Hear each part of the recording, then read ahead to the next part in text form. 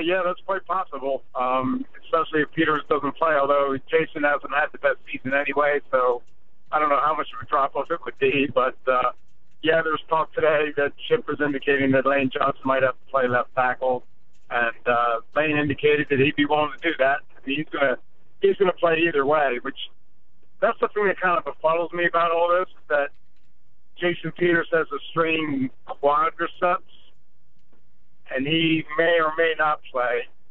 Lane Johnson basically has to have his leg amputated. Yeah, he's going to play. I don't get like that. I know people have different pain tolerances, and far be it for me to determine, who's ready and who's not. But Lane said, you can shoot me up whatever you want to do, but I'm out there on that field on Sunday. It seems to me that if more guys had that kind of attitude, they'd be better off. Well, yeah, but I guess one of the other things is, too, if Peters doesn't play and Johnson goes there, I guess that means Tobin's going to right tackle, or are they going to put Kelly at tackle where he seems to be a little bit better off? It seems like whenever Kelly's gone to guard, he's really struggled. Yeah, I would think that might be the better move. Like you said, move Dennis Kelly out the right tackle position he's played before. And he's like 6'7", so you would think that the more space he has to work with, the better off he's going to be, and then keep Matt Tobin in at guard. But they kind of alternated between those guys at guard during the preseason, so I'm not sure which way they're going to go. I guess they just have to determine which guy's more comfortable on the outside. Chip Kelly today on Nelson Aguilar, Dave, said, you're going to have some up and downs as a rookie. We saw the ups, that great catch that he made. We've seen a lot of downs. He really hasn't been involved in the offense. But in your opinion, is he the guy that can get this offense going in terms of the passing game?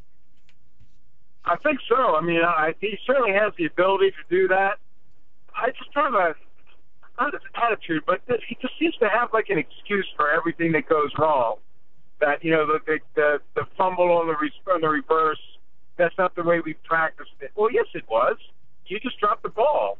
And lining up the wrong way, that's unforgivable. Yep. To nullify a touchdown like that. I understand rookies are going to make mistakes, and I understand there's mental mistakes involved, but that's just something you can't do. I mean, you have to be able to know where you're lined up on every play, whether you're, in the right position or not. And he certainly has the ability, and he sounds like all the right, talk to him, but then you walk away and you're like, well, why are you making so many excuses for what goes wrong? Just go out there and do your job. And if he does that, I think he has potential to be a really, really good receiver. Well, and if he does his job, that's 7 points off the board. The Eagles win that game on Sunday. They did score the touchdown that got nullified by his penalty. Right. Dave Weinberg, you wrote this week at the Press of Atlantic City that the Eagles' woes have been tough to predict. What about this team has been the most difficult thing to predict?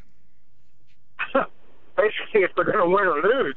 I mean, I'm 0-4 in my predictions, but I've never been that bad. I can't seem to get a read on the vibe of the team and the not the personality, but usually I'm able to, if I just spend a little bit of time around them, which I do, I can usually get a sense of if they're going to bounce back or if they're going to struggle.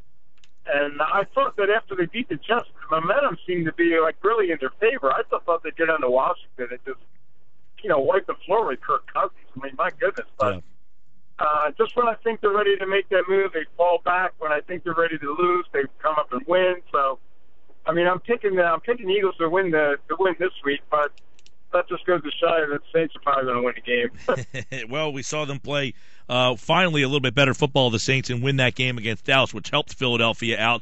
Dave, I know Sturgis, not a ringing endorsement for him, but were you surprised that Kelly elected to stay with Sturgis? Yeah, I was. Actually, that's my story for tomorrow. I was really surprised until I talked to Kelly and I talked to Sean Payton on the phone today that the talent pool of kickers isn't really that deep.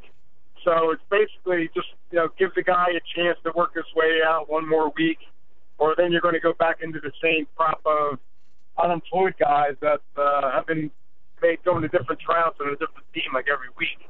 And do you want Nick Novak is off the table now, but do you want to bring back Shane Graham? Do you want to maybe see if David Akers at age 40 wants to come out of retirement? It's just basically the lesser of all the evils, I guess, to go with Sturgis one more week. Talking to Donnie Jones, he's pretty confident that Caleb's going to be able to recover and to bounce back this week. I don't have that same level of confidence, but at this point, I guess they really don't have much choice. Right, and we've seen kicking's been a problem. The Saints missed a 30-yarder the other night to send that game to overtime, obviously, so there's a big issue there. Moving forward here, let me ask you about Kendricks. He did not practice, and I know Hicks has been good, but it seems to me Hicks is making some plays, forcing fumbles or been around the ball a lot, but they're missing that blitzing element from Kendricks. It seems like he's very good at blitzing up the middle, and we see the Eagles, Dave, only 6 sacks this year, one of the worst in the NFL. They were one of the best at sacking the quarterback last year.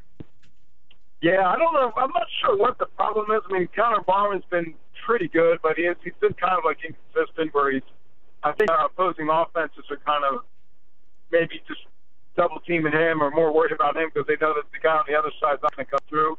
I'm kind of curious where Vinny Curry's been from a pass rushing standpoint. Yeah, me too. He was second on the team last year in sacks, and he's nowhere to be found. Trent Cole's out there, obviously. I would like Brandon Graham maybe step up a little bit, although he's been used in Coach a lot too. So, again, before the season, Kendricks had talked about wanting to have the most sacks of any inside linebacker in the league. He hasn't been healthy enough to even try to reach those goals. So I'm not really sure what the problems with the pass rush is. And then again, Marcus Smith said he was predicting double-digit sacks for himself in August, and he can't even get on the field. So I don't know what to think about the pass rush, to be honest with you. All right, last one for you, Dave. Zach Ertz, they talked a lot about him today. I saw 15 catches from him last year for 115 yards in one game against the Redskins. He has 10 catches on the season for about 200 yards. What is the mystery of Zach Ertz? I think it's a lack of cohesiveness with Sam Bradford. The fact that they didn't play together during the preseason at all, and because Zach had that abdominal surgery, I don't know if he's 100% healthy. I assume he is, but they just don't have that. They don't seem to be in sync the way he was with Nick Foles. I don't know. I guess it's just like a lack of playing time together. Although he's the one who caught the touchdown pass, they got nullified. So I guess maybe if that counts, maybe it's a little bit different story. But I just don't know that that Sam, I don't want to say trusts him, but is just confident enough to go to him. And I think part of it might be Chip Kelly's offensive philosophy this year too. Seems to be a lot of thinking and dunking rather than going down the field. And Ertz is more of a down the field kind of guy. So I think maybe if Chip alters the game plan a little bit like he did in the second half against the Redskins, maybe you'll see more of Zach Ertz. Yeah, I was going to say, if Sam has any doubts, show him the tape of the Redskins game last year and say this guy could be a weapon in the offense. He's Dave Weinberg from the Press of Atlantic City. For more coverage on this Eagles game, check out pressofac.com and listen for Dave each Wednesday here on the Sports Bash. Thanks, Dave.